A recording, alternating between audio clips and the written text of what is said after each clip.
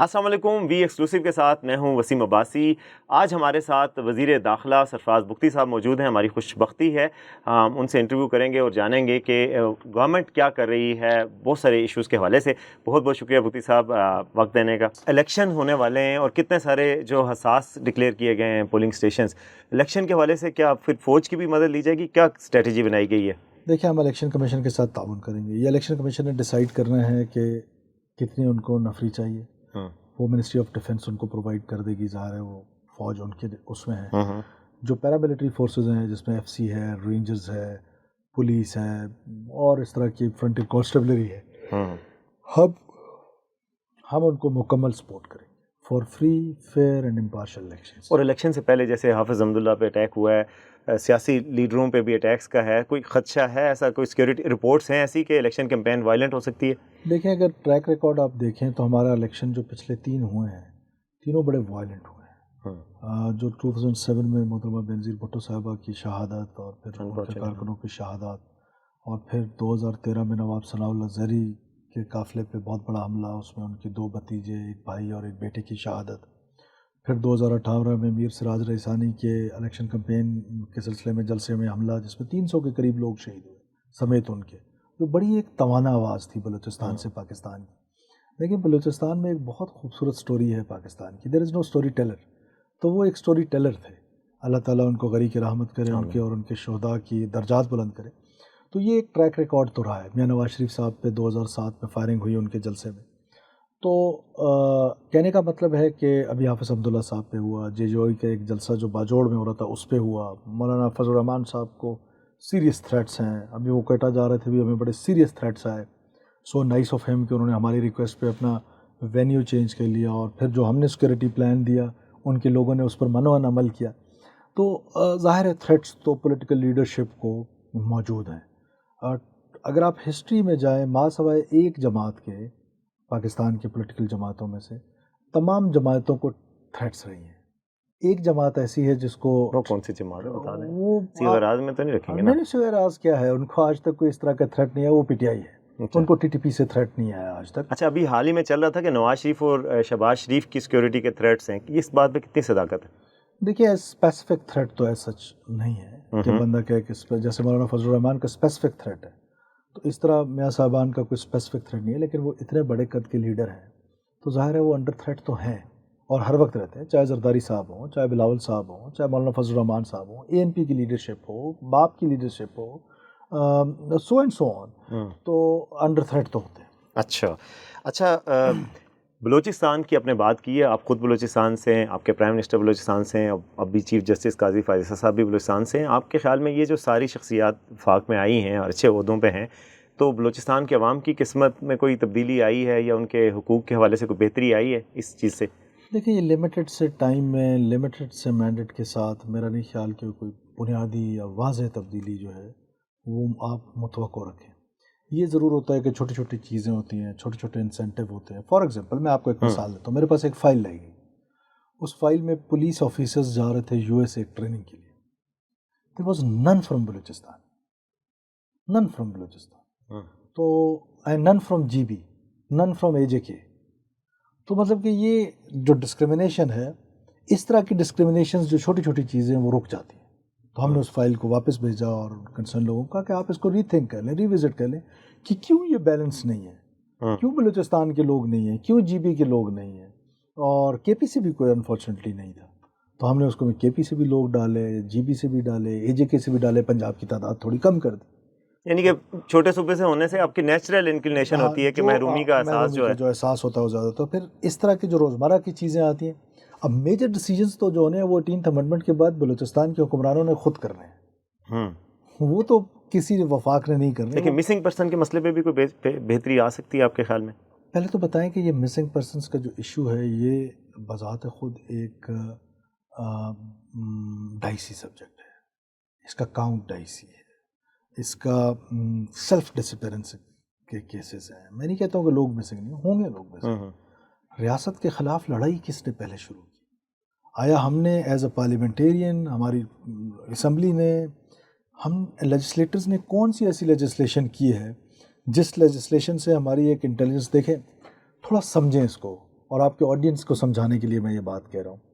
ایک serious insurgency چل رہی ہے بلوچستان میں. اب اس سیریس انسرجنسی جو را ڈریون ہے, جو ہاسٹائل ایجنسی کی ڈریون ہے, اس کو کاؤنٹر ریلوے نے تو نہیں کرنا, اس کو کاؤنٹر ایئر فورس نے تو نہیں کرنا, انٹیلیجنس کو کاؤنٹر انٹیلیجنس نے کرنا ہے.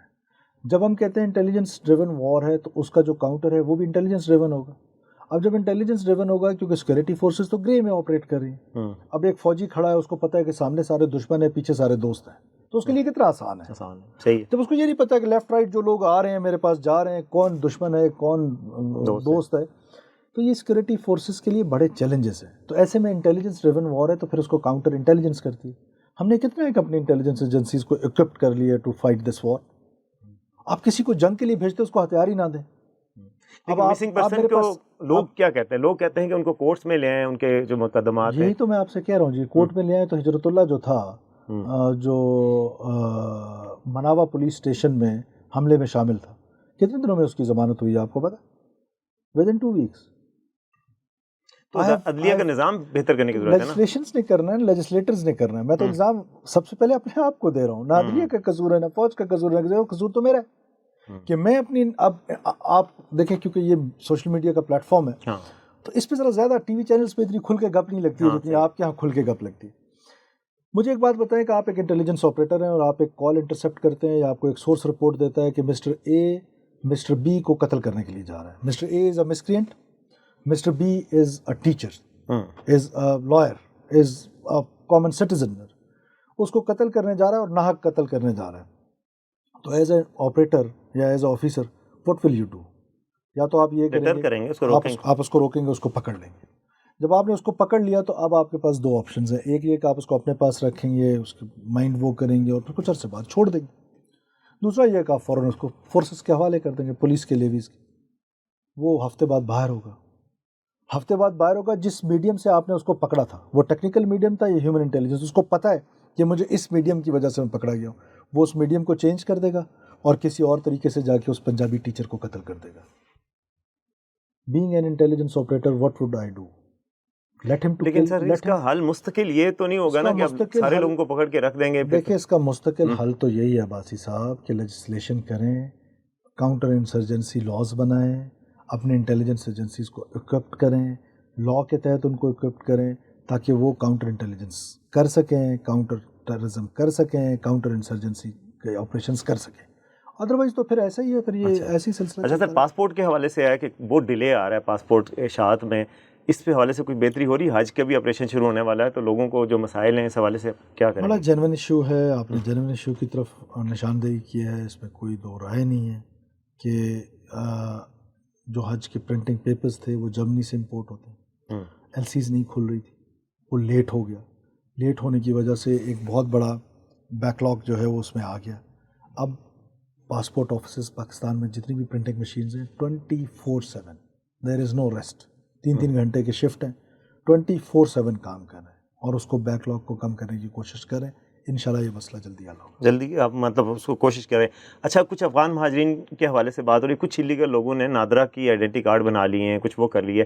اس چیز کو کیسے اب آئیڈینٹیفائی کیا جائے گا؟ کچھ آپ نے ڈیٹا کلیکٹ کیا ہے, پتہ لگ گیا ہے کہ کون کون سے لوگ ہیں جنہوں نے جعلی شناختی کارڈ بنا رکھے ہیں؟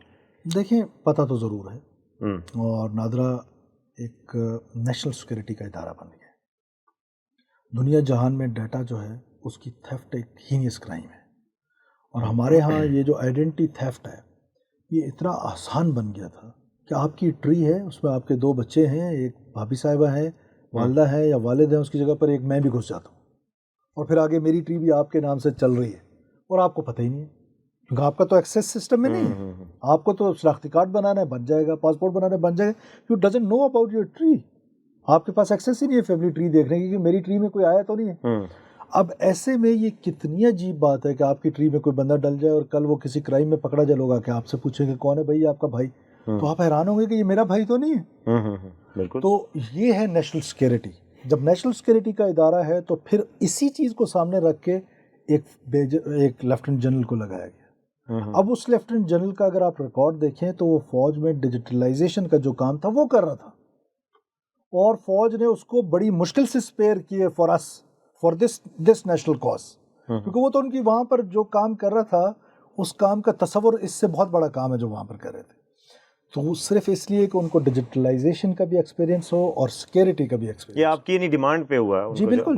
یہ اپوائنٹمنٹ ہوئی اسی وجہ سے کہ آپ اس ادارے کو اگر آپ آج اس کو مادر پدر چھوڑ دیتے تو میں حیران ہوتا ان لوگوں پہ. جب فوج بنا رہی تھی تب تو ان کو اعتراض نہیں تھا, فوج چلائے گی تو ان کو اعتراض ہے.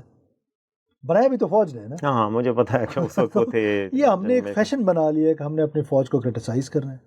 اور یہ میں حیران ہوتا ہوں کہ اس فیشن کو کس طرح روکا جائے. اور وہی ہیرو ہے. میں پاکستانیت کی بات کرتا ہوں بلوچستان سے, میں آپ کا ہیرو نہیں ہوں.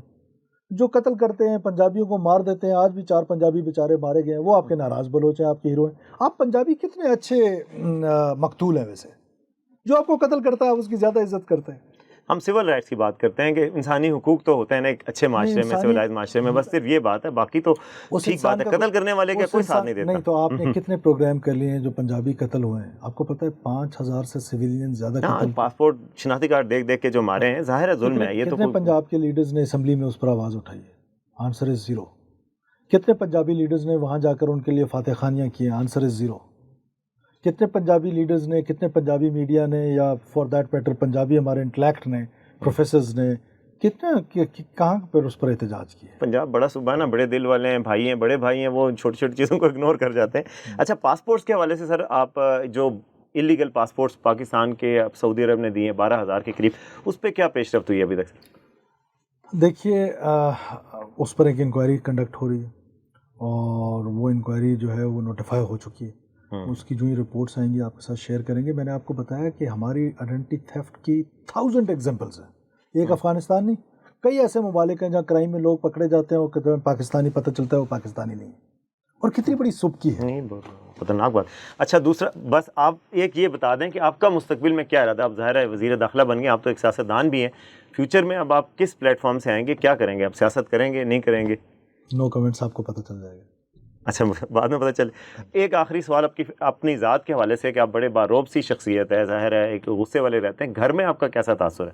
میں بالکل غصے والا نہیں ہوں. یہ تاثر ہے اور میرے ارد گرد کے لوگ آپ کو بتائیں گے, لیکن مجھے ایسا محسوس ہوتا ہے کہ میں غصے والا نہیں ہوں. آپ سے مل کے مجھے بھی یہی لگا کہ آپ غصے والے نہیں ہیں. ویسے گھر میں میری ایک بیٹی ہے, میرے 2 بیٹے ہیں اور میری والدہ ہیں. ہم بڑے, میری مسز ہیں, ہم بڑے اس میں ایک اچھا انوائرمنٹ ہوتا ہے. گھر میں اتھارٹی آپ کی ہے کہ بھابھی کی؟ نہیں, بھابھی کی.